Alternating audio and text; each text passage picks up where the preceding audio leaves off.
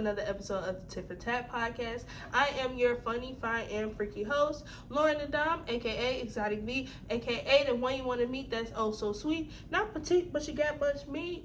What's up? How y'all doing? Did y'all miss me? Cause I missed y'all a little bit, I was gone last week, but now I'm back. A bitch was feeling a little sick, but we just got tough shit out. Fuck is you saying? But how are y'all doing? We have made it through another week. I know shit has probably been all over the place. Like, I'm not gonna lie. The world has been tripping. And am I the only one who feel like that? It's so weird. People just be lying. They sneaking and geeking. They getting hit with chairs. It's like a whole bunch of nonsense going on, and I just want to applaud everybody for just still trucking through, still getting through, because life is life. And people is people, and shit has been real ghetto. But yeah, so a little update with me. Still ain't got no dick.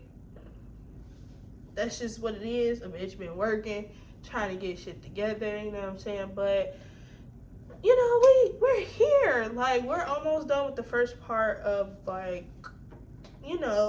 say this is like the vanilla part of the podcast, because as the pod goes on, we're going to get into some shit. So this is kind of like that, this is kind of like when a nigga put the tip in, low key. We're starting off real slow, okay? But no, that's just what's going on with me. I can honestly say life has been kind of cool. Nothing too much is going on. Just trying to figure out me, trying to figure out me, and trying to figure out me, okay? But enough of that. Let's get into the shit that y'all came here for, which is the motherfucking second dick and all of that, okay? Now, we do not have a Sex in the News segment this week, so we're going to dive right into our tit for tat. I wanted to get into this topic this week because as I'm trying to figure out me, one of the things that I've realized is I don't necessarily know my love languages, but I do know my sex languages. And I feel like a lot of people in the world are kind of the opposite. Everybody knows their sex languages, and what I'm saying, they're able to communicate that to their partner. Sometimes that's the thing. Everything that you do in a relationship, you literally have to communicate. We're not mind readers at all. And even if we was mind readers, I feel like that would be kind of weird. You would just be sitting there reading my mind about shit, and then you'll just pop up with the shit. I'll be like, how the fuck did you know that? I mean, I'm still grateful, but how did you know that?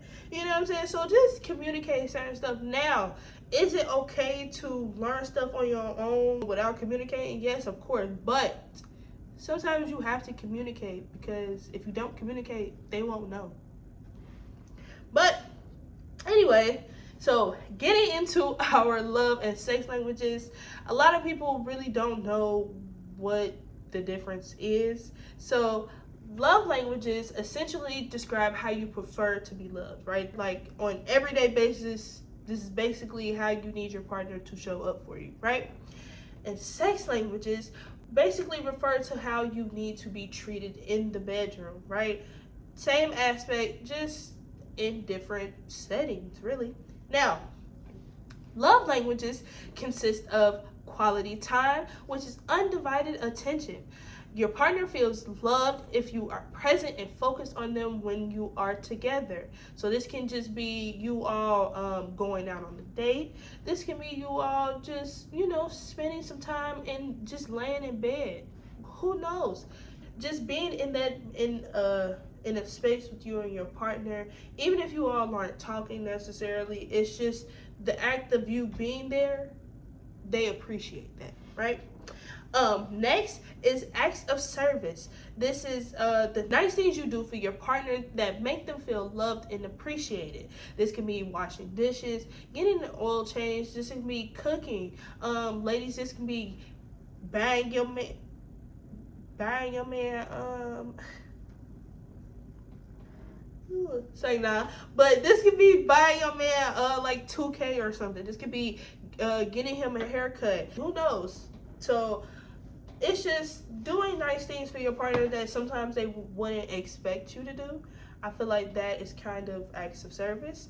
Um, Next, we have physical touch. Now, aside from sex, your partner feels love through physical affection. So this could be holding hands. This could be giving your partner a massage, just touching them on the shoulder, just finding some way to, let them know like, hey, you know what I'm saying? You know how like y'all niggas like a walk past y'all just smack your ass just randomly. That is a form of physical touch. Next, we have words of affirmation. This is expressing affection through spoken words, praise, or appreciation. Now, words of affirmation can also be used during sex, which is what we talked about a lot. Exactly, a praise king. Thank you. I see y'all listening. But no. So these words of affirmation can just be simple things like I'm proud of you. You look good today. Congratulations on I don't know whatever big thing, whatever small thing that you necessarily did, but you might not feel like that's a big thing. Whatever the case is, it's making your partner feel good about themselves and good about their partnership.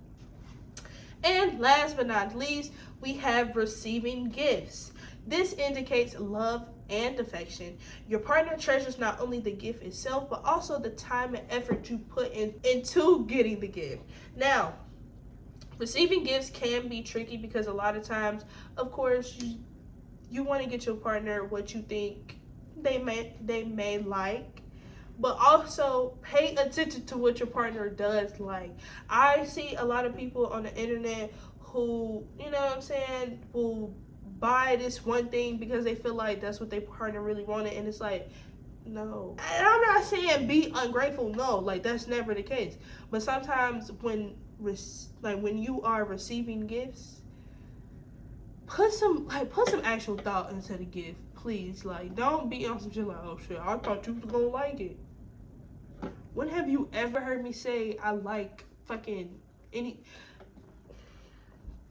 Just listen, but also, surprise them with some stuff that like I was at the store and I thought of you when I seen this, something like that. That's cool. You know what I'm saying?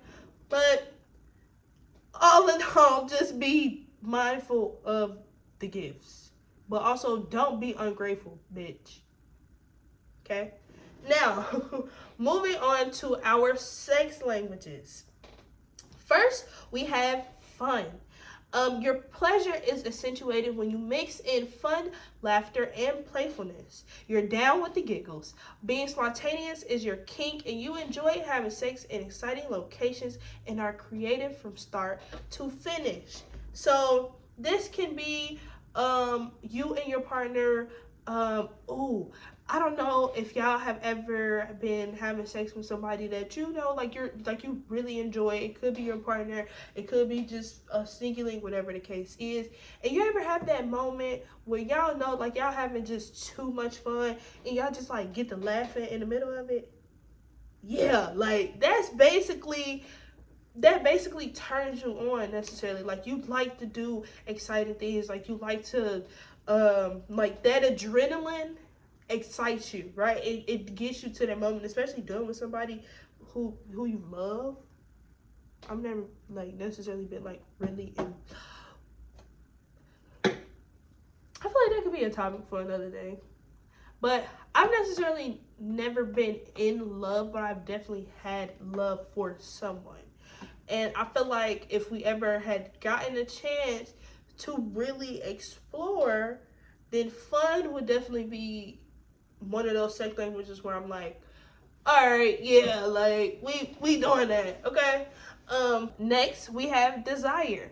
You love a game of cat and mouse. You are turned on by being pursued and feeling desired. You're aroused when your partner makes it very well known that they want you. If your partner's language is desire, try planning out your next sexual encounter with intention and with pleasure. So desire is one of those things. It's kind of like a teasing type of moment, right? You know, when like your partner is teasing you and doing little stuff that really turns you on, but you just can't like really get to them. Like that's like that really exciting, like feeling desire. Like I know you want me. Like I wholeheartedly know you do, but you just can't have me yet. Yeah. Turn that shit up, boy. No. Next, we have pleasure. You're aroused by learning and exploring every inch of your partner's pleasure map. Pleasing Pleasing them brings you great sexual satisfaction. Exploring and being explored takes your sex to another level. So this can be necessarily for the people who are basically doms. You know what I'm saying? The dominants. I am somebody who's necessarily a switch. I like being submissive sometimes, but then sometimes I want to, you know, yeah, nigga, I'm in charge. But I feel like yeah, I feel like pleasure is one of those things where you get excitement in trying to find new ways to make sure that your partner gets the best orgasm in the world. Basically, you know, you find little pleasure points. You try to do little things that just, you know, like really takes them to that moment, and that really gets you there. um Moving on to patience. Rushing is not your ministry. You enjoy slowing down, taking your time, and savoring each moment. Lazy Sundays in bed are your love language. Gentleness wins through and through. So patience is one of those things where you like to you like for the moment to build up, right? This could be necessarily you taking that foreplay time. A lot of you all a lot of you all don't know when don't know necessarily when foreplay starts, and wholeheartedly foreplay starts soon as you get in the presence of your partner. That's the thing for me. As soon as you get into the present, that is when foreplay starts, because that moment, and like it can be just conversation. It can lead to even just doing activities. Whatever the case is, those moments leading up to sex is what excites you, because it's like, okay, like we taking our time. Like we're not necessarily worried about having sex, but we know once it gets to that moment, it's definitely going to be well worth it. Now, last but not least, is my favorite, is acceptance slash celebration. You want every part of you to be valued and accepted during sex, mental and emotional states included. Sexual validation isn't enough. During every phase of sex, you want to feel appreciated and celebrated by your partner. You will be extremely sexually satisfied if every facet of who you are as a human is accepted. Now, I enjoy this this sex language simply because I think it is important for us to accept who we are as people when it comes to being aroused in the bedroom, right? For me, I say it all the time. I am here to create safe spaces and comfortable spaces for people of color to understand, like, look, I'm into these things. This is who I am, and I don't want to feel judged about it. And I say this, all the time, that sex is a form of intimacy, right? It's a form of vulnerability, and when you give somebody that permission to explore your body in that way, I think that it's important to let that person know, okay, you are safe with me. I accept you. I hear you. And I'm here to make sure that you get the best experience that you can, right? Like I always say, love languages don't necessarily have to apply to just relationships. They also apply to your friendships as well. For me, I know some of my friends' love languages. Like for my friend, her love languages is physical touch.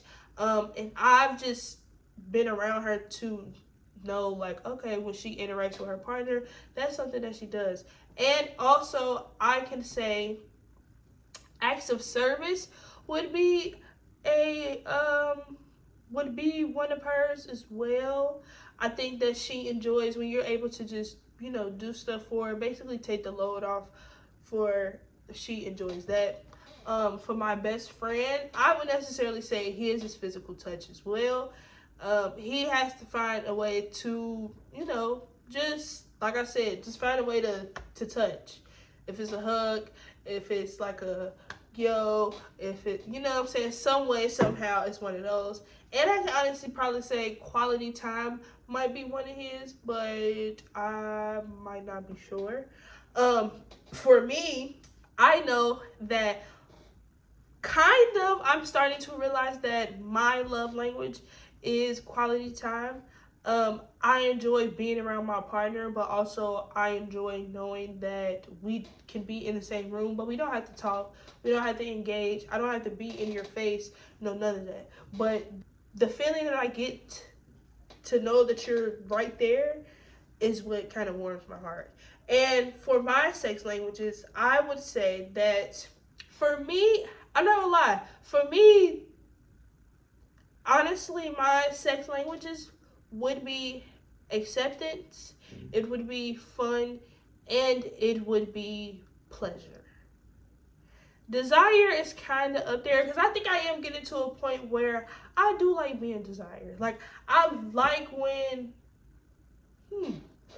I like when niggas kind of like really tell me like they really want me. Like, I like that. I think I like the act of men chasing me in a way, because it's like, oh, you're never gonna get me, but I like the effort though. I love the fucking effort. I don't know, cause I might one day I might be like, all right, let's try it out. I might, depending on how consistent you are. We can see. But yeah, everything on this list might be my favorite. But all in all, these things are important simply because you want to help with increasing your connection with your partner or even with your friends. This enhances appreciation, right? When your partner or your friend is showing up in ways that you need to be loved, I think that it makes you appreciate that person more, because they see you, they're paying attention. And I feel like, because a lot of people get to a point of where they feel like they go unseen in certain situations, it's so important to make sure that you're, showing up in the ways that you can, right? Don't put the pressure on people to show up in the ways that, yeah, you need to be loved like this, but sometimes people don't have the capability to love you all the way that you need. Another important thing to love and sex languages is this helps improving communication and intimacy, right? So when you're able to communicate with your partner, like, look, I enjoy when we sit on the couch and watch TV. Okay, maybe we can make it like a every Sunday thing. I enjoy when we cook together. Okay, let's make it an every night thing. Okay, I enjoy, you know what I'm saying? Like, I enjoy role playing. Okay, so let's do some different role playing ideas. Like, what do you have? It helps communicate and it helps bring more excitement into the bedroom. And even just, I think wholeheartedly the most important thing is in the bedroom. Because if you're not having a good sex life, then you're not necessarily having a good life either. Sex is a stress reliever. So if you ain't bumping like y'all need to, it ain't gonna work, babe. It ain't gonna work. That shit is not gonna fucking work, okay? But last but not least, another important reason why learning your love and sex languages is so important is it assists with preventing problems in a relationship by managing expectations on what it means to be loved. Now, I feel like that was so important because getting into our hotel this week, I decided to ask some people what were some pros and cons when it comes to fulfilling your partner's love and sex languages, right? So let's see what she had to say. Say the pros is you guys kind of come together as a couple because a lot of couples break up because needs aren't being met. So I say that would be a pro. And then a con, sometimes your partner could be into shit that you're not really into, so that could be a con too. So it really just depends on the conversation that you guys have. Now, she highlighted something that was so important because, like I said, everything is about communication, but also understanding that you and your partner are not going to be into the same things. And it's okay not to fulfill all of your partner's right all of your partner's needs. It's not necessarily realistic, and that is why for me, I am somebody who wants to be in an ethical non-monogamous relationship because I understand I don't have the capability of being somebody's everything. That sounds exhausting. Me trying to fulfill every single need that you have, it's not going to work. And I don't have the time for you to get mad at me and start to resent me because I'm not showing up in the ways that you really need me to, but I'm showing up in the ways that I can. You know? And that's why I feel like this week was so important because we highlight love languages a lot, but we don't focus on the sex part because we don't think sex is that important. And wholeheartedly, sex is a key of what brings you and your partner together. I know that with sex, it can be some negatives with STDs, with pregnancy, with like energy transferring and shit with the stars and moon and all of that shit. I get it, but also you have to understand that it's a part of how you show up for your partner as well. Because when you're being pleased in the bedroom, you know how to be pleased in the outside world too. For me, it's become like that. I don't know if it's like that for y'all. But yeah, you know what I'm saying? When I'm getting fucked good, I'm able to go out into the world and be the best person that I can be. Maybe y'all need to get some days. But when trying to get into a new relationship or even when getting into new friendships, please understand that it's important to go in there knowing like, hey, being your everything is too much. Okay? Like it's too much. And we have to give ourselves that some type of slack. Like we gotta save some stuff for ourselves. Like I get it that, people will put their partner or their kids before themselves, and it's like honestly nobody should ever come before you. Like if you don't know what you want, then how you gonna tell this person to come in and be your everything? Like be for real. Because when they out, and this is the thing too about being somebody's everything and trying to fulfill every single need, when you're constantly giving yourself, like y'all believe that energy transfers when you having sex, but y'all don't believe y'all energy be transferring when you're constantly giving somebody your energy. They're draining the fuck out of you, especially if they're not pouring back into you. That becomes very draining. So it's like save some stuff for yourself. Be for yourself. Understand that you have to fulfill your needs too. However that may look, do it.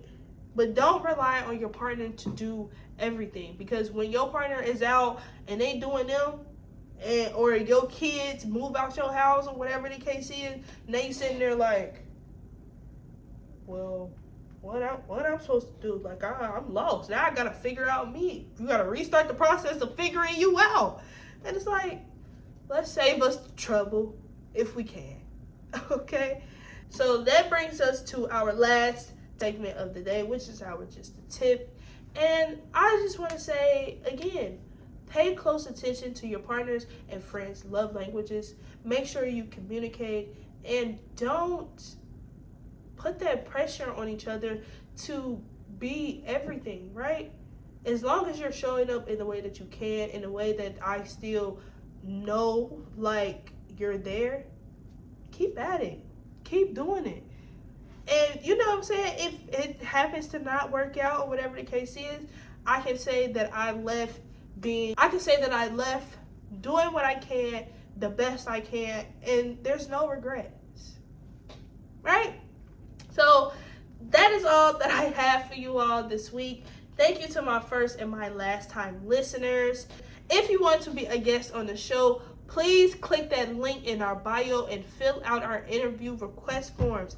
I am looking for the freaks. I'm looking for the hoes. I'm looking for the niggas who say dick. I'm looking for the bitches who get real quick. Yeah. No.